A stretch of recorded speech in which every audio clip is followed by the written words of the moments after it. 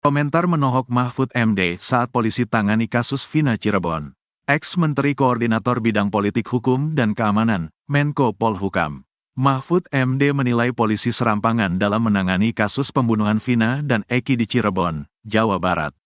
Sebab, kasus yang terjadi sejak 2016 itu tidak langsung dilanjutkan proses penyelidikan dan penyidikan, setelah sidang terhadap 8 pelaku selesai digelar. Polisi baru mengusut kembali setelah publik menyorot kasus tersebut karena muncul film yang mengisahkan peristiwa pembunuh Vina dan Eki. Menurut saya ini serampangan. Serampangannya kenapa? Serampangan begini. Karena kasus ini kan 2016. Dikatakan ada buron ABC kemudian hilang kasus ini. Baru muncul lagi sesudah ada film, ujar Mahfud dalam program Rosi Kompas TV, Kamis, tanggal 11 Juli tahun 2024, malam. Setelah film Vina sebelum 7 hari, baru orang ingat lagi itu, lalu dikejar lagi oleh polisi, sambungnya. Menurut Mahfud, polisi tetap melanjutkan pencarian 3 tersangka yang dinyatakan kabur dan belum tertangkap, setelah majelis hakim memutus bersalah 8 tersangka pembunuhan. Apalagi, kata Mahfud, penetapan 3 tersangka yang masuk dalam daftar pencarian orang, DPO, itu juga dicantumkan dalam dakwaan jaksa dan putusan pengadilan. Kemudian kan katanya 3 DPO, lalu diumumkan yang 2 itu fiktif, tidak ada. Padahal itu putusan pengadilan, dakwaan jaksa yang kemudian dicantumkan di putusan pengadilan. Di dalam proses persidangan itu disebut, ini kan serampangan namanya, kata Mahfud. Atas dasar itu, Mahfud menilai bahwa tindakan kepolisian sudah lebih dari sebuah ketidakprofesionalan. Patut diduga ada upaya-upaya melindungi sosok tertentu dan mencari kambing hitamnya. Sehingga waktu itu saya hanya menyatakan ya itu lebih dari unprofesional. Itu kira-kira akan melindungi nama seseorang dan mencari kambing hitam. Tetapi kita buktikan dulu. Nah sekarang sudah terbukti, ungkap Mahfud. Bukti yang dimaksud Mahfud terkait putusan sidang pra-peradilan terhadap Peggy Setiawan bahwa penetapan tersangka pembunuhan tidak sah dan harus dibebaskan.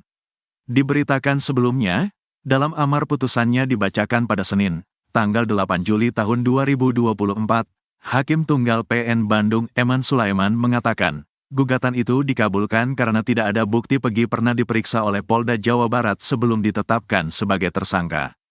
Selain itu, Hakim Eman menyatakan penetapan tersangka tidak hanya dengan bukti permulaan yang cukup dan minimal 2 alat bukti, tapi harus diikuti adanya pemeriksaan calon tersangka yang termaktub dalam putusan Mahkamah Konstitusi, MK. Hakim juga menyatakan tindakan Polda Jabar menetapkan Peggy sebagai tersangka dugaan tindakan perlindungan anak, pembunuhan berencana, dan pembunuhan, tidak sah dan tidak berdasarkan atas hukum. Mantan Intel bocorkan sosok Peggy Perong asli, sebut ada yang melindungi. Informasi sosok Peggy alias Perong yang asli bocor setelah diungkap oleh orang yang disebut mantan Intel. Peggy alias Perong yang asli pun disebutkan kini masih berkeliaran bebas. Sosok ini disebut masih cukup dekat dengan dunia kelompok bermotor atau geng motor. Hal ini diungkap oleh salah satu kuasa hukum Peggy Setiawan, Marwan Iswandi. Dia mengaku mendapat telepon dari seseorang yang tidak dia sebutkan namanya. Saya mendapat telepon pagi-pagi dari salah seorang, gak usah saya sebut ya, anggota Intel kah atau apa, yang jelaskan saya mantan anggota juga, kata Marwan Iswandi dikutip dari Kompas TV, Rabu, tanggal 10 Juli tahun 2024. Seseorang yang menghubunginya tersebut menginformasikan soal Peggy alias Perong yang sebenarnya. Dia menyebut bahwa Peggy Setiawan bukanlah orang yang dimaksud. Jadi ada telepon mengatakan, Bang, sebenarnya Bang, si Peggy yang ditangkap itu menurut informasi bukanlah Peggy Perong, terang Marwan menirukan ucapan si penelepon tersebut. Kemudian dijelaskan soal sosok Peggy alias Perong yang asli. Yang ternyata memang nyata benar adanya ada sosok Peggy alias Perong yang asli. Peggy Perong yang asli ini disebutkan tergabung dalam sebuah kelompok geng motor. Peggy Perong itu memang ada Bang, tapi di geng motor. Saya bilang, tolong kamu dalamin lagi, ujarnya. Namun Marwan mendapat informasi bahwa persatuan geng motor yang di dalamnya ada Peggy alias Perong ini cukup kuat. Sehingga ada dugaan bahwa selama ini Peggy Perong yang asli ini terus disembunyikan oleh kelompok geng motor tersebut. Tapi gini Bang, orang ini mereka ini persatuannya mereka kuat Bang. Tapi yang jelas Peggy Perong itu memang ada. Menurut pengakuan dari orang yang menelepon saya, kata Marwan, Peggy alias Perong yang asli ini juga dikabarkan masih berkeliaran bebas di wilayah Cirebon. Ada di seputaran Cirebon itulah, katanya. Dia pun meminta kepada polisi untuk mencari Peggy alias Perong yang asli ini. Bahkan pihaknya juga siap membantu jika dibutuhkan. Makanya saya bilang agar aparat ini mencari informasi yang sebenar-benarnya, kita kan banyak intelijen kita, kata Marwan. Bahkan saya pun siap sebenarnya kita cari sama-sama. Jangan sampai orang yang tidak bersalah dihukum, kasihan, sambung dia. Dia mengaku bahwa dia tidak rela jika pelaku sebenarnya di balik kasus Vina Cirebon ini masih berkeliaran. Saya tidak ikhlas orang yang ngebunuh ini berkeliaran. Saya siap membantu juga kok dengan cara jaringan-jaringan saya, katanya. Saya tidak mengatakan dari Intel atau dari mana. Makanya saya bilangkan karena background saya tentara, ya mungkin adalah teman-teman Intel dan segala macam, kita cari informasi sebenar-benarnya, sambung Marwan. Diketahui, kasus Vina Cirebon ini menjerat Kuli Bangungan sebagai tersangka yang bernama Peggy Setiawan setelah kasus ini berlalu 8 tahun. Peggy Setiawan ditangkap setelah kasus tahun 2016 itu viral ketika diangkat menjadi film horor. Namun saat dibawa ke sidang pra-peradilan, penetapan tersangka Peggy Setiawan diputus tidak sah oleh Hakim Tunggal Eman Sulaiman di Pengadilan Negeri Bandung. Alhasil Peggy Setiawan yang ditahan Polda Jabar pun kini telah dibebaskan dan kembali ke kampung halaman di Cirebon. Kasus Vina Cirebon, Peggy Cianjur ketar-ketir seusai jalani tes DNA. Peggy Cianjur kini ketar-ketir seusai Peggy Setiawan dinyatakan bebas dari penetapan tersangka kasus pembunuhan Vina Cirebon dan Eki. Peggy Cianjur selama ini memang menjadi sorotan lantaran ia dicurigai sebagai terduga pelaku pembunuhan Vina Cirebon dan Eki. Diketahui, Peggy Setiawan akhirnya bisa menghirup udara bebas setelah gugatan pra-peradilan atas penetapan tersangka dalam kasus pembunuhan Vina Cirebon dikabulkan hakim. Adapun sidang pra-peradilan Peggy Setiawan berlangsung di Pengadilan Negeri Bandung pada Senin, tanggal 8 Juli tahun 2024. Sebelumnya, Peggy Setiawan diketahui ditetapkan sebagai tersangka kasus pembunuhan Vina Cirebon dan Eki yang terjadi pada 8 tahun silam. Disebut sebagai buronan selama 8 tahun, Peggy ditangkap jajaran kepolisian pada Selasa, tanggal 21 Mei tahun 2024, pukul 18.28 waktu Indonesia Barat. Jajaran Polda Jabar menangkap Peggy di Bandung tanpa perlawanan. Nama Peggy Cianjur masih menjadi sorotan dicurigai publik sebagai salah satu DPO yang selama ini dicurigai. Untuk menjawab kecurigaan tersebut, akhirnya Peggy Cianjur menjalani tes DNA. Setelah menjalani tes DNA tersebut, Peggy pun tampak harap-harap cemas. Karena hasil tes DNA Peggy dipegang Deddy Mulyadi. Wajah Peggy Setiawan tampak tanpa ada senyum dan muram. Begitu juga dengan Cecep Dahlan Setiawan juga Elisna. Diberitakan sebelumnya nama Peggy Setiawan Cianjur memang terseret dalam polemik kasus Vina Cirebon. Peggy Setiawan Cianjur dicurigai sebagai DPO kasus Vina yang buron sejak tahun 2016 silam. Banyak yang curiga sebenarnya Peggy Setiawan Cianjur adalah anak mantan Bupati Cirebon, Sunjaya Purwadi Sastra dan Wahyu Cipaningsih. Sesuai narasi kecurigaan di media sosial, Peggy Setiawan Cianjur kemudian dititipkan pada sopir Sunjaya, Cecep Dahlan Setiawan. Peggy dan Cecep kemudian tinggal di Desa Gadok, Kecamatan Pacet, Kabupaten Cianjur, Jawa Barat. Hal itulah yang menurut narasi, membuat Peggy Setiawan Cianjur sulit ditangkap sampai 8 tahun lamanya. Namun begitu Cecep Dahlan Setiawan berkukuh bahwa Peggy Setiawan Cianjur adalah anak kandungnya, hasil pernikahan siri dengan mantan istrinya, Elisna. Benar, dikandung, aku Elisna.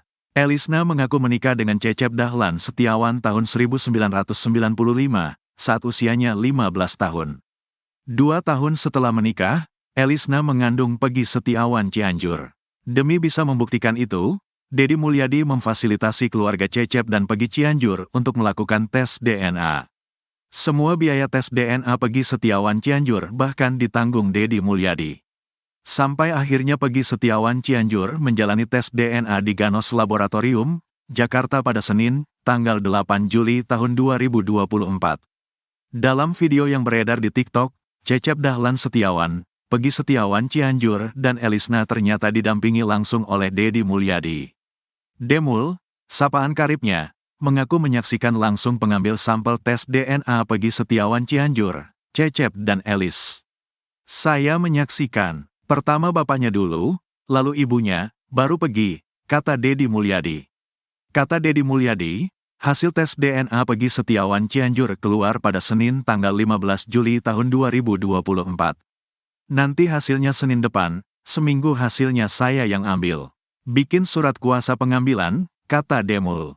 Sementara Cecep Dahlan Setiawan mengaku hingga kini belum ada pihak kepolisian dari Polda Jabar yang datang ke rumahnya. Peggy Setiawan Cianjur juga tak mendapat surat panggilan pemeriksaan dari penyidik kasus Vina Cirebon di Polda Jabar. Gak ada yang datang, gak ada panggilan. Aman, saat tenang-tenangnya aja Pak, kata Cecep Dahlan Setiawan. Kecurigaan pada Peggy Setiawan Cianjur setelah dia mengakui bahwa pernah menjabat sebagai ketua geng motor Moonraker. Padahal selama polemik kasus Vina Cirebon, Peggy Setiawan Cianjur mengaku tak memiliki motor. Terlebih lagi motif utama dalam kasus Vina Cirebon adalah bermula dari DPO Andi yang meminta tolong pada Moonraker untuk mencari anggota XTC. Sedangkan Eki, anak Ibtu Rudiana, diketahui merupakan anggota XTC 04 Sumber Cirebon. Pernah, ngangguk, dipacet, kata Peggy Setiawan Cianjur. Peggy Cianjur mengaku saat menjadi ketua Moonraker memiliki 20 anak buah. Meski begitu dia menekankan tak pernah membuat rusuh, apalagi bentrok di Cirebon. Alhamdulillah gak pernah rusuh, gak pernah nyerang ke Cirebon, amit-amit belum pernah, kata Peggy Setiawan Cianjur. Peggy bongkar borok Sudirman, tak bertemu saat di Polda Jabar. Nasib Sudirman, terpidana kasus Vina, usai Peggy Setiawan bebas kini menjadi misterius. Sudirman merupakan satu-satunya saksi yang mengaku kenal dengan Peggy Setiawan. Bahkan kesaksiannya juga dipakai Polda Jabar saat sidang pra-peradilan Peggy Setiawan di Pengadilan Negeri Bandung. Dalam kesaksiannya, terpidana kasus Vina, Sudirman mengaku kenal dengan Peggy Setiawan. Sedangkan terpidana kasus Vina yang lain, Eko Ramadhani, Eka Sandi, Supriyanto, Hadi Saputra, Rivaldi alias Ucil, mengaku tak mengenal Peggy Setiawan. Pun dengan Saka Tatal, mantan terpidana kasus Vina yang sudah bebas. Sudirman mengaku kenal Peggy Setiawan sejak sekolah dasar, SD. Sudirman dan Peggy Setiawan sama-sama sekolah di SD Pelandakan, Kecamatan Kesambi, Kota Cirebon. Sudirman Pelandakan 2, Peggy Pelandakan 1, kata kakak Sudirman, Beni Indrayana. Peggy Setiawan pun membenarkan hal tersebut. Ya benar, sekolah, namun dia tidak naik-naik karena dia mungkin ada kekurangan. Saya naik terus, selebihnya tidak pernah bareng, kata Peggy Setiawan usai dibebaskan. Peggy Setiawan lulus SD pada tahun 2009. Sedangkan Sudirman merupakan kelahiran tahun 1995 dan lulus SD pada tahun 2012. Bahkan Peggy Setiawan bercerita saat dirinya sekolah di SMP 11, Sudirman masih sekolah SD. Saya sekolah di SMP 11, sering ketemu karya sekolah saya dekat situ, karena rumah dia dekat situ, selebihnya cuma tegur sapa, kalau main bareng sih gak, kata Peggy Setiawan. Peggy Setiawan mengaku terakhir bertemu Sudirman pada tahun 2016 awal, beberapa bulan sebelum dirinya ke Bandung untuk bekerja sebagai kuli bangunan. Udah lama banget, terakhir ketemu waktu 2016 awal, katanya. Dalam kesaksian di sidang kasus Vina Cirebon, Sudirman mengaku bertemu Peggy Setiawan di depan SMP 11. Saat itu Peggy Setiawan mengendarai motor Suzuki Smash warna pink.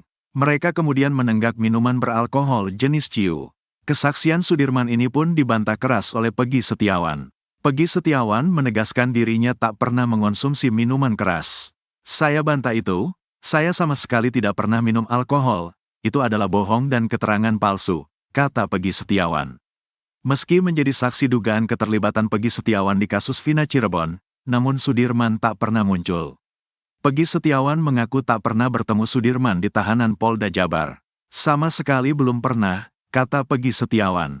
Padahal menurut kuasa hukumnya, Sarjono, Sudirman telah dibon atau dipinjam Polda Jabar sejak awal Juni tahun 2024. Kita mencari Sudirman. Kemarin kita ke Lapas Bancai katanya dibon Polda. Makanya kami kejar ke Polda, katanya. Sarjono menerangkan bahwa Sudirman juga diberi kesempatan untuk dijenguk ayah ibunya di ruang Dirkrimum Polda Jabar Kombes Surawan. Saat bertemu ibunya, Sudirman sempat menyuapi makanan. Soal kesaksian tentang Peggy Setiawan, ayah Sudirman, Suratno sudah berpesan agar selalu konsisten. Kalau ngomong yang benar, jangan sampai salah. Jangan berubah-ubah, kata Suratno saat bertemu Sudirman pada sekitar akhir bulan Juni tahun 2024.